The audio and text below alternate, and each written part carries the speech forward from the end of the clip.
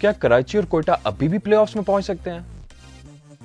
नहीं, अब नहीं पहुंच सकते हैं। पीएसएल का मार्का जारी है बहुत जोशो खरोश के साथ। इस्लामाबाद और लाहौर प्लेऑफ्स में पहुंच चुके हैं। पेशावर और मुल्तान के प्लेऑफ में जाने के लिए सिर्फ रस्मी कार्रवाई ही बाकी है, जिसका मतलब है कराची और कोयटा इस पीएसएल से बाहर हो चुके हैं। मैं हूं उमैर चीमा और आप देख रहे हैं boundary breakers.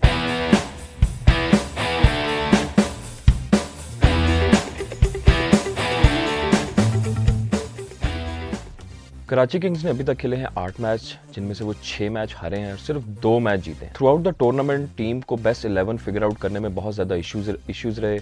By the time Karachi Kings वालों ने फिगर आउट किया कि उनकी बेस्ट 11 क्या है, टूर्नामेंट में बहुत देर हो चुकी थी। तब रेस शमसी को बहुत लेट टूर्नामेंट में शामिल किया गया और जब उनको शामिल किया गया तो उन्होंने अपना इफेक्ट दिखाया। मिडिल ओवर्स में आकर जिस तरह उन्होंने विकेट टेकिंग ऑप्शन दिया कराची को, इससे पता चल रहा था कि उनको ना सेलेक्ट करना इससे पहले बहुत बड़ी मिस्टेक थी कराची वालों। प्लेइंग 11 में तो जो इशू थे वो थे ही, इसके अलावा ग्राउंड पे जो टैक्टिक्स थे वो भी थोड़े से क्वेश्चनेबल थे। फॉर एग्जांपल मुल्तान सुल्तान के अगेंस्ट टारगेट सेट करके डिफेंड किया, तो उसके बाद अगले दोनों मैचेस में टॉस जीत कर पहले बॉलिंग करने का फैसला किया। अगर पीएसएल में आप रिकॉर्ड देखें तो टीम जो मोस्टली टारगेट सेट कर रही हैं, जो डिफेंड कर रही हैं, वो जीत रही हैं।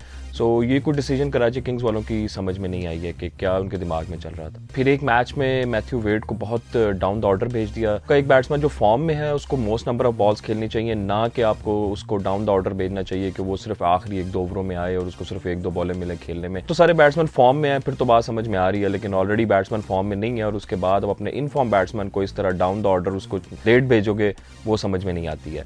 इन अ नटशेल इस तरह के टैक्टिक्स और इसके अलावा जो टीम सिलेक्शन थी ऑक्शन में, का स्क्वाड था, उसका नेट रिजल्ट यही आना था कि कराची बहुत ज़्यादा इस टूर्नामेंट में आगे नहीं जा सकती थी। अपनी इंट्रोडक्शन की वीडियो में मैंने ये बात मेंशन की थी कि कराची की टीम ये पिछले सीजन से कुछ ज़्यादा अच्छा करता हुआ नजर नहीं आ रही है। प्लीज़ चलें, पिछले सीजन में उन्होंने सिर्फ 1 मैच जीता था, तो इस दफ़ा जो अच्छी बात है कि उन्होंने 1 से ज़्यादा मैच जीता। आमिर का मसला फिर वही है, खाया पिया कुछ नहीं और ग्लास तोड़े 12 आने के। अच्छी विकटें ली हैं, लेकिन अगर आप विकटें ले रहे हो और टीम को मैच नहीं जिता रहे हो और उसके अलावा जब भी नेगेटिव इन्वायरमेंट क्रिएट कर रहे हो तो मज़ा नहीं है। वो जैसे अंग्रेजी में कहते हैं ना, action speak louder than words, तो बाज़ का तो आपको ये सारे जो चीखना चिल्लाना है ना और जो सेलिब्रेशन है, जरूरत नहीं भी पड़ती है। आपके जो एक्शन है, जो आपका स्पेल है, या जिस तरह आप मैच चेंज करते हो, जो आपकी बॉलिंग है, वही काफ़ी होती है। तो आमिर जो है इस टाइम बातें ज़्यादा है और बॉलिंग कम है। इस मैच में भी जनाब साहब जब तीसरा और चौथा ओवर करने आ रहे थे तो काफ़ी इंजर्ड लग रहे थे। वाइडे वुडे भी बहुत कराई हैं उस टाइम में, हिट्स भी बहुत कराई हैं 18th ओवर में आके, जो गेम की अगर किसी सूरत फंस सकती थी तो वो भी नहीं फंसने दिया और बिल्कुल बस जो है हाथ से बिल्कुल जाने दिया। इन भाई की वीडियो भी मैं एक देख रहा था जिसमें वो कह रहे थे कि वो जनाब ये जो है ना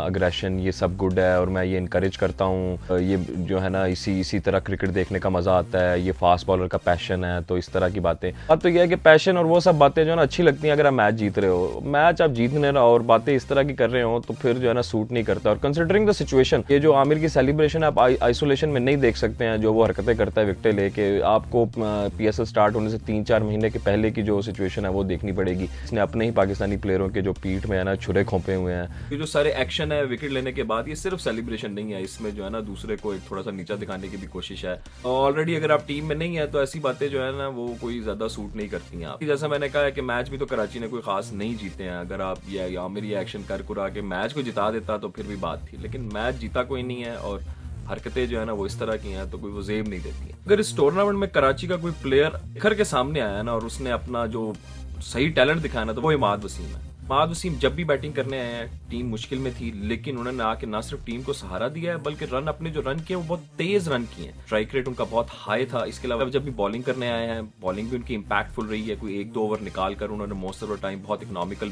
बॉलिंग की है। After his performance in this PSL, Imad Wasim की जगह जो है वो पाकिस्तानी टीम में बनती है। क्या जो लाइक टू लाइक प्लेयर है मोहम्मद नवाज, वो इस टाइम को बहुत अच्छा नहीं खेल रहा है एसएल में भी, और पाकिस्तानी टीम में भी जो लास्ट उन्होंने अपने कुछ महीने जो क्रिकेट खेली थी वो थोड़ा सा आउट ऑफ फॉर्म नजर आए। आई थिंक कोई रीजन नहीं है कि इमाद वसीम को पाकिस्तानी नेशनल टीम में ना शामिल किया जाए, कंसिडरिंग के जो उनकी फॉर्म चल रही है, वो 200 से ऊपर के स्ट्राइक रेट पे रन कर रहे हैं। सिर्फ बहुत अच्छी एवरेज से रन कर रहे हैं बल्कि बहुत अच्छे स्ट्राइक रेट से रन कर रहे हैं और मोस्ट उन्होंने अपनी टीम को 2 से 3 मैच सिंगल हैंडेडली जिता दिए। वो तो दूसरे एंड पर उनके साथ कोई रहा नहीं उनका साथ देने के लिए, सो अनफॉर्चुनेटली वो 2-3 मैचों में सिर्फ वो 3 रन से शॉर्ट रहे।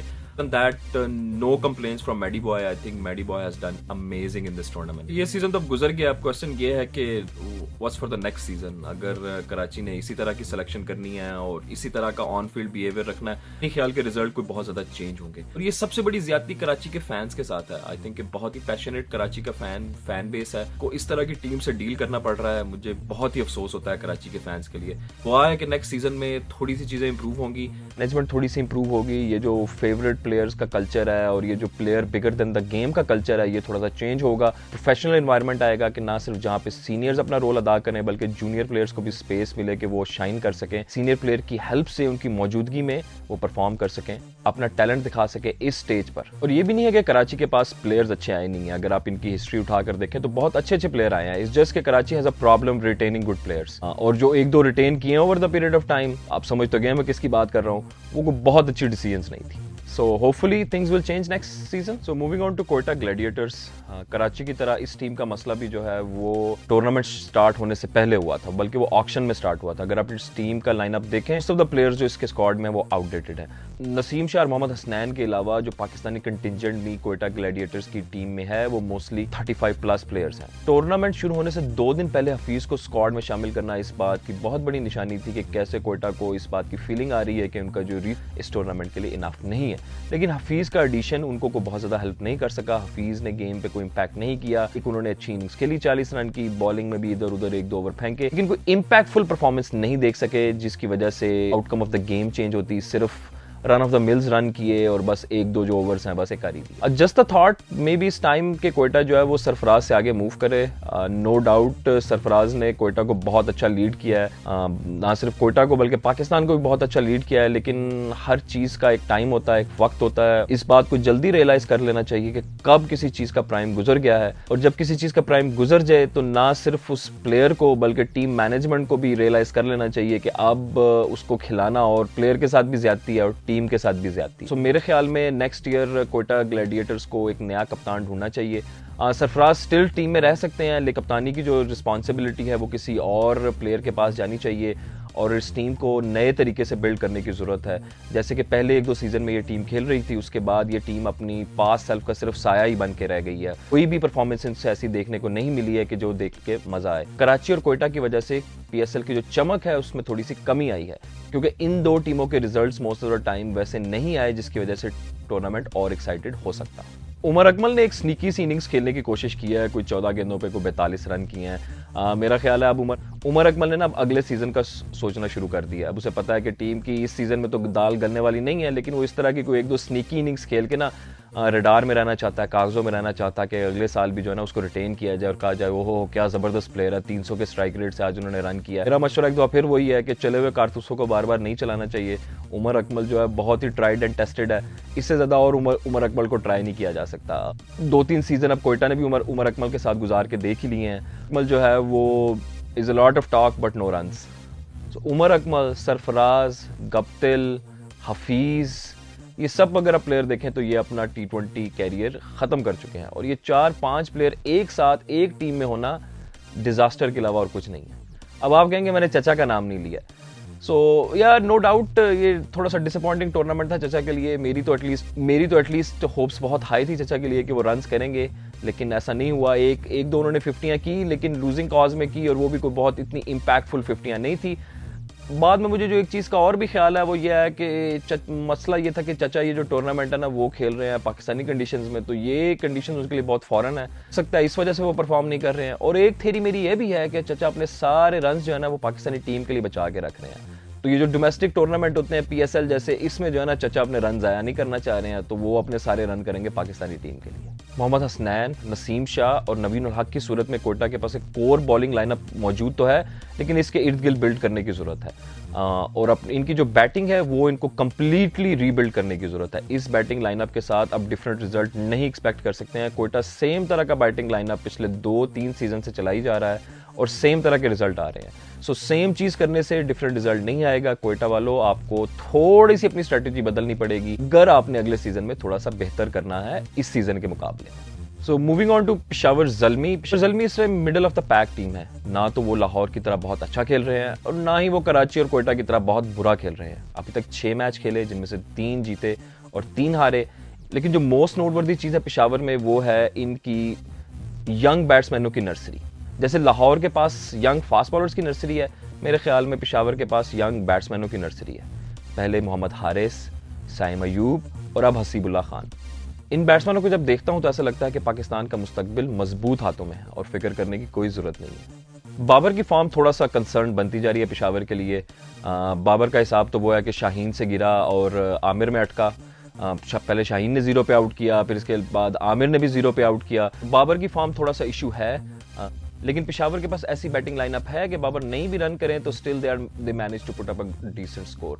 जो मसला है पेशावर के लिए वो है उनकी बॉलिंग। वहाब रियाज इस टाइम बिल्कुल भी फॉर्म में नहीं है, जैसा कि मैं मल्टीपल टाइम बता चुका हूं कि जब से स्पोर्ट्स मिनिस्ट्री उन्होंने ली है बिल्कुल नकारा होकर रह गए हैं। वहाब रियाज को इस पर सोचना चाहिए कि ये जो उन्होंने कैरियर स्विच किया है, बल्कि जो हाइब्रिड किस्म का कैरियर जो वो चलाने की कोशिश कर रहे हैं, इसमें जो है ना कोई बहुत ज़्यादा फ्यूचर नहीं है। यहाँ तो सियासत में चले जाएं तो यहाँ वो ऐसा करें क्रिकेट खेल लें। एक चीज़ इनमें से छोड़नी होगी, इस कमजोर बॉलिंग लाइनअप के साथ में पेशावर को ये कप जीतता हुआ नहीं देख रहा हूं। अगर वो जीत जाए तो कम से कम मैं बहुत सरप्राइज हूंगा। Moving on to Multan Sultan, अभी तक 7 मैच खेले हैं, 4 जीते हैं और 3 हारे हैं, और जो 3 हारे हैं इनमें से भी जो 2 हैं वो लास्ट 2 मैचेस हैं। So dip in form at this stage of the tournament I think team के लिए कंसर्न होगा। मुल्तान सुल्तान ने बहुत जबरदस्त स्टार्ट किया टूर्नामेंट का। एक पॉइंट पे ऐसा लग रहा था टूर्नामेंट की फेवरेट टीम है, बहुत देर तक पॉइंट टेबल पर लीड करते रहे, लेकिन पिछले कुछ 2-3 मैचेस से इनकी परफॉर्मेंस डाउन जा रही है। पहले कराची के साथ एक बहुत क्लोज मैच जीते, उसके बाद एक बहुत क्लोज मैच हारे और उसके बाद लाहौर से भी एक मैच हार गए। मुल्तान वालों के भी कुछ ऑन फील्ड डिसीजंस जो हैं वो क्वेश्चनेबल हैं। पूरा बैटिंग लाइनअप पड़ा था और उसामा मीर को 1 डाउन भेज दिया, जबकि रिक्वायर्ड रन रेट जो है उस टाइम 7-8 के करीब था। जब तक उसामा मीर आउट हुआ रिक्वायर्ड रन रेट 10 पे पहुंच चुका, और उसामा मीर को उस वक्त भेजा जब पीछे भी लाइनअप में राइली रोसू, डेव मिलर और केविन पॉलार्ड जैसे प्लेयर पीछे भी दस्तयाब थे। ये तो मुल्तान वालों की लॉटरी निकल आई कि इन्हें एहसानुल्लाह की सूरत में एक बहुत ही जबरदस्त इमर्जिंग फास्ट बॉलर मिला, जो कि अब इनका पूरा बॉलिंग अटैक जो है उसको लीड कर रहा है। The young gun has the most PSL wickets in so far. लेकिन अगर आप सोचें कि ये अगर एहसानुल्लाह इस लेवल पर ना परफॉर्म कर सकता तो फिर जो मुल्तान सुल्तान वालों की बॉलिंग है वो कहाँ पे है। अभी भी इनकी बॉलिंग में जो इंटरनेशनल एक्सपीरियंस है वो ज़रा लैक कर रहा है। पाकिस्तानी 2-3 अच्छे बॉलर हैं, उसामा मीर हैं, लेकिन जब अंडर द पंप आते हैं तो कोई ऐसा बॉलर नहीं है जिस पे रिलाई कर सके कि वो क्रंच सिचुएशन में जाकर एक बहुत इकोनॉमिकल या एक बहुत ही सुपर टाइट ओवर करेगा। लेकिन मुल्तान के ये सारे मसले नजरों से ओझल हो सकते हैं अगर रिजवान अभी फॉर्म में आ जाए। जब रिजवान फॉर्म में होते हैं तो टीम की बहुत सारी जो वीकनेसेस हैं वो हमें नजर नहीं आती हैं, और पिछले 2-3 मैचों में जब रिजवान ने रन नहीं किए हैं तो और फिर उस वक्त हमें एहसास होता है कि इस टीम में भी थोड़ी सारी खामियां मौजूद हैं। ये still 3 more games to go, so hopefully Rizwan को कुछ फॉर्म वापस मिलेगी। रिजवान भाई से रिक्वेस्ट है कि आप करते रहे रन, बेशक आपको क्रैम्प शैम्प भी पड़े, आप लेट रूट जाया करें, लेकिन जो रन करने की जो रीत जारी है उसको जारी रखें, उसको ना ही रोकें तो अच्छी बात। So moving on to 2 most exciting team of the PSL, Lahore Qalandar and Islamabad United. अभी तक इस्लामाबाद ने 7 मैच खेले हैं, जिनमें से 5 वो जीते हैं और 2 मैच वो हारे हैं। लाहौर के साथ बुरी तरह वो मैच हारे थे। उस पूरे मैच में सिवाय शाहीन अफरीदी के पहले ओवर में विकेट ना देने के अलावा कोई भी काम इस्लामाबाद ने ढंग का नहीं किया था। वो अपना हर टारगेट अचीव करने में फेल हुए थे, सिवाय इसके कि उन्होंने शाहीन अफरीदी को पहले ओवर में विकेट नहीं देनी। बहुत बुरी तरह वो मैच हारे, लेकिन ओवरऑल अभी तक इस्लामाबाद बहुत अच्छा खेल रही है। लाहौर मैच के बाद तो मुझे अपनी सपोर्ट इस्लामाबाद यूनाइटेड के लिए ना उसकी टेंशन होनी शुरू हो गई थी। मुझे फीलिंग आ रही थी कि जिस टीम को मैं सपोर्ट कर रहा हूँ ना उसको पनौती पड़ जाती है और वो टीम हारना शुरू कर देती है। लेकिन कराची और कोयटा के साथ मैच के बाद ये फीलिंग किसी ड्रॉने ख्वाब की तरह बस थोड़ी देरी साबित हुई और फौरन ही मुझे दोबारा से लगना शुरू हो गया कि जो इस्लामाबाद है ना इस कंपटीशन की बेस्ट टीम है। आजम दी बुचर ने जो इस टूर्नामेंट में अभी तक बॉलर्स का भरता बनाया ना उसको तो बयान नहीं किया जा सकता अल्फाज में। स्पेशली तो कोयटा ग्लैडिएटर्स की तो बॉय जो है ना कोई स्पेशली क्लास ले रहा है। अब लास्ट मैच में मैच फिर बहुत फंस गया हुआ था। कोयटा मैच जीत सकती थी, लेकिन बॉय ने बहुत ही मैच्योर किस्म की इनिंग्स खेली। पहले कुछ 14-15 बॉल पे कोई हिट नहीं किया, मैं पहले अपने आप को सेट किया और उसके बाद जो है ना बॉलरों की फिर पिटाई शुरू कर दी। टाइम वो आउट हुए तो स्कोर जो है ना इक्वेशन जो है ना बहुत ही गेटेबल थी इस्लामाबाद यूनाइटेड के लिए। इमाद वसीम के बाद आजम खान दूसरे वो प्लेयर है जिन्होंने प्रूव किया है कि उनकी जगह बनती है पाकिस्तानी टीम में। इसलिए कंसिडरिंग कि जो हमारा इस टाइम मिडिल ऑर्डर है पाकिस्तानी टीम का, उस हिसाब से आजम को हमारे मिडिल ऑर्डर में जरूर होना चाहिए। हाँ, फिटनेस के इशू हैं थोड़े से, लेकिन ऐसे इश्यूज नहीं है जिनको ओवरकम ना किया जा सके, स्पेशली इफ इज कीपिंग। सो जो फिटनेस है वो कोई इतना बड़ा इशू नहीं है। फ़हीम अशरफ के आजकल मियाँ साहब के साथ ताल्लुकात पे बहुत चर्चे हो रहे हैं। सुनने में आया कि जी सिफारिश आई थी, एक फ़ोन कॉल आई थी जिसकी वजह से उनको ऊपर बैटिंग कराई गई, और जब ऊपर बैटिंग की हुई तो फिर राणा साहब ने उसको रन स्कोर किए। मियाँ साहब की जो सिफारिश आई थी उसकी भी लाज रख ली और अपनी फॉर्म भी वापस ले आए। हमारा तो मानना है कि जी अगर आप इस तरह सिफारिश करा के अपनी फॉर्म वापस ले आए तो फिर तो क्या ही बात है, एज लॉन्ग एज फॉर्म वापस आ जाए, चाहे जिस भी तरीके से मर्जी वापस आए।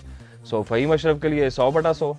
एलेक्स हेल्स के आने की वजह से इस्लामाबाद की बैटिंग और भी मजबूत हो चुकी है। बॉलिंग इनका एक कंसर्न है, हसन अल अभी भी वो फॉर्म हिट नहीं कर सके हैं। 1-2 मैचेस में उन्होंने अच्छी बॉलिंग की है, लेकिन अभी भी इस्लामाबाद यूनाइटेड को डेथ ओवर्स में प्रॉब्लम है। तो देखते हैं कि अपनी इस कमजोरी पे कैसे काबू पाते हैं, और अगर इस कमजोरी पे उन्होंने काबू पा लिया है तो मुझे लगता है कि one of the favourites to win this competition. अभी तक लाहौर का ये टूर्नामेंट फ्लॉलेस जा रहा है। टूर्नामेंट के स्टार्ट में ऐसा लग रहा था कि शायद लाहौर की बैटिंग थोड़ी सी वीक है, लेकिन फखर जमान और अब्दुल्ला शफीक के फॉर्म में आने की वजह से ये बैटिंग अब कमजोर नहीं लगती। कि लाहौर ने चेस करते हुए जीता है, लाहौर ने डिफेंड करके जीता है, लाहौर ने बड़ा स्कोर करके दूसरी टीम को बहुत छोटे स्कोर पे रोका है, लाहौर ने छोटा स्कोर करके उसको भी डिफेंड किया। कोयटा के साथ मैच में एक पॉइंट पर 50 for 7 थे, लेकिन फिर सिकंदर ने जिस तरह बॉलर्स का बंदर बनाया और दे एंडेड अप स्कोरिंग 140, और फिर 140 के स्कोर को लाहौर कलंदर्स ने डिफेंड किया। मतलब सल्यूट है गाइस। ये सिकंदर रजा की बैटिंग देख के तो मुझे ऐसे लग रहा है कि जैसे पहले हमने जिम्बाब्वे को फेक मिस्टर बीन भेजा था ना, इस दफ़ा हमें जिम्बाब्वे को फेक सिकंदर रजा भेज देना चाहिए और ये वाला सिकंदर रजा अपने पास ही रख लेना चाहिए, अपनी नेशनल टीम में काम वाम आ जाएगा। अब इतना अच्छा प्लेयर जिम्बाब्वे भेजना तो ज्यादती है। सो कुछ फिगर आउट करे पाकिस्तान क्रिकेट बोर्ड, देखे कि कैसे हम सिकंदर रजा को रख सकते हैं अपने पास। जहाँ सिकंदर रजा की बात कर रहे हैं वहाँ पे हम लाहौर के एक और इंटरनेशनल प्लेयर राशिद खान की बात कर लें। मैच की जिस स्टेज पर आके वो विकेटें लेता है, गेम का रुख ही बदल देता है। ना सिर्फ अच्छी बॉलिंग कर रहा है बल्कि 1-2 मैच में अच्छी बैटिंग करके भी टीम को अच्छा सपोर्ट किया है। डेविड वीजी ही शायद इस बॉलिंग लाइनअप में एक वीक लिंक हैं, लेकिन वो भी जिस तरह विकेटें ले रहे हैं वो किसी भी सूरत में वीक लिंक नहीं लगते हैं।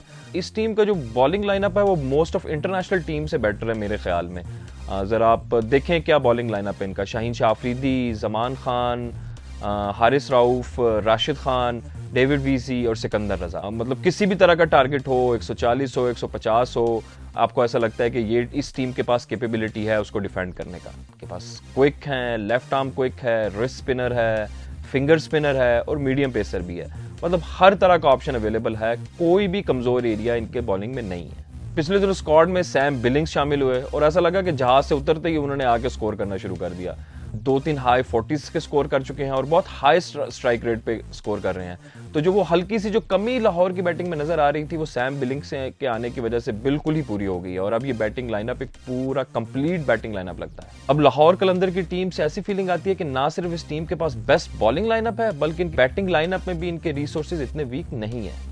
इस लाहौर टीम की एक और चीज के बारे में बात करना मैं बहुत जरूरी समझता हूँ, वो है यूनिटी। जिस तरह ये सारे लड़के जेल हो रहे हैं एक दूसरे के साथ, जिस तरह वो एक दूसरे की सक्सेस एंजॉय करते हैं, फील्ड पे जो उनकी केमिस्ट्री है वो देखने से ताल्लुक रखती है। और जब टीम इस तरह अपना क्रिकेट एंजॉय कर रही हो और इतना अच्छा क्रिकेट खेल रही हो तो उस टीम को जो हराना है ना वो बहुत ही मुश्किल हो जाता है। अभी तक लाहौर ने 7 मैच खेले हैं जिनमें से वो 6 जीते हैं और सिर्फ एक ही मैच हारे हैं और वो एक मैच जो है वो कराची किंग्स से हारे हैं। वैसे अगर देखा जाए जो कराची किंग्स ने अपने 2 मैच जीते हैं, एक लाहौर के अगेंस्ट जीता है और एक मुल्तान सुल्तान के अगेंस्ट जीता है, तो बहुत ही स्ट्रॉन्ग टीमों के अगेंस्ट मैच जीता है। 3-4 मैचेस जो बहुत क्लोज कराची किंग्स ने हारे, अगर उनका रिजल्ट इधर उधर हो जाता तो शायद आज हमारी कॉन्वर्सेशन का जो टॉपिक है वो बहुत ही डिफरेंट होता। लेकिन अब पछताए क्या हूँ जब चिड़िया चुग गई खेत, वो टाइम तो गुजर चुका है। अब हम कराची की नहीं लाहौर की बात कर रहे हैं। So let's stick to Lahore. इसी तरह की बॉलिंग, बैटिंग और फील्डिंग अगर करते रहे तो लाहौर अपना ये टाइटल जीतने में कामयाब जरूर हो जाएगा। आज के लिए इतना ही। अगले एपिसोड में मिलेंगे प्लेऑफ से पहले की प्रेडिक्शंस और मैच एनालिसिस में। अगर आपको आज की एपिसोड पसंद आई हो तो प्लीज जरूर लाइक और कमेंट करें। मैं हूं Umair Cheema. Until next time, take care.